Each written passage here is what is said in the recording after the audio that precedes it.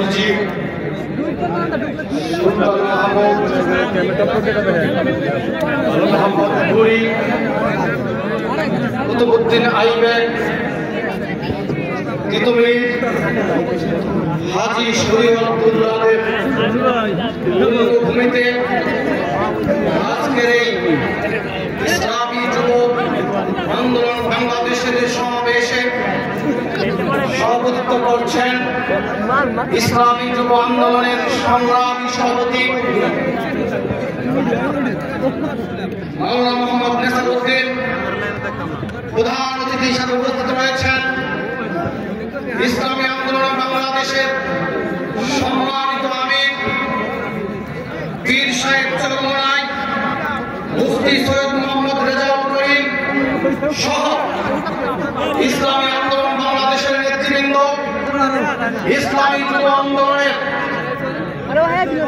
নেতৃবৃন্দ এবং আমার সামনে উপবিষ্ট প্রিয় সমাবেশ, সবাইকে বাংলাদেশ জাতীয়তাবাদী যুব দল কেন্দ্রীয় নির্বাহী কমিটির পক্ষ থেকে জানাচ্ছি সংগ্রামী শুভেচ্ছা এবং বিপ্লবী অভিনন্দন।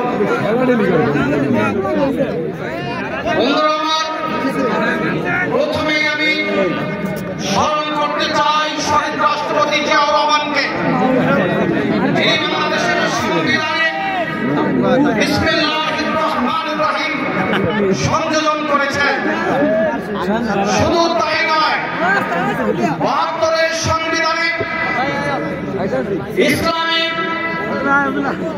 রাজনীতির কোন সুযোগ ছিল না, অর্থাৎ ধর্মীয় রাজনীতির কোন সুযোগ তখন ছিল না, কিন্তু শহীদ রাষ্ট্রপতি জিয়াউর রহমান ধর্মীয় রাজনীতির সুযোগ করে দিয়েছিলেন।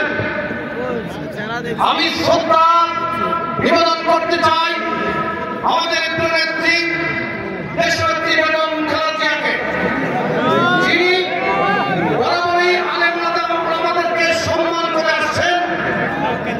শুধু তাই নয়,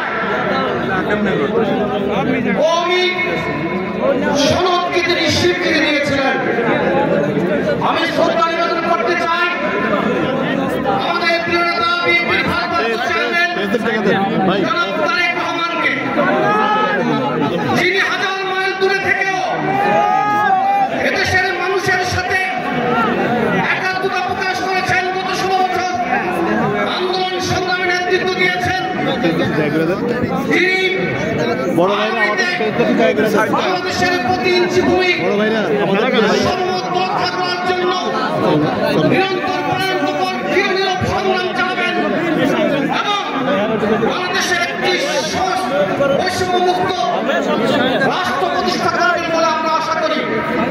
বন্ধুরা আমার, গত ১৬ বছর আলেম ওলামাদের উপরে জুলুম করা হয়েছিল। বন্ধুরা আমার, ওই শাপলা চত্বরে রাতের বেলা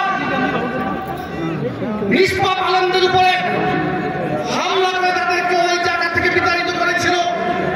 শুধু তাই নয়, আলেম ওলামাদেরকে জেলখানার অন্ধকার প্রকোষ্ঠে আটকে রাখা হয়েছিল। শুধু তাই নয়, অনেককে বিদেশ চলে যেতে বাধ্য করা হয়েছিল। আমি বলতে চাই, আজকের এই যে ইসলামী যুব আন্দোলনে যে সকল যুবক উপস্থিত হয়েছেন, তারা হলো বাংলাদেশের আগামী দিনের শক্তি। কারণ যে কোনো সভ্যতা যুব সমাজের শক্তি এবং সাহসের উপর নির্ভর করে বিকশিত হয়। বন্ধুরা আমার,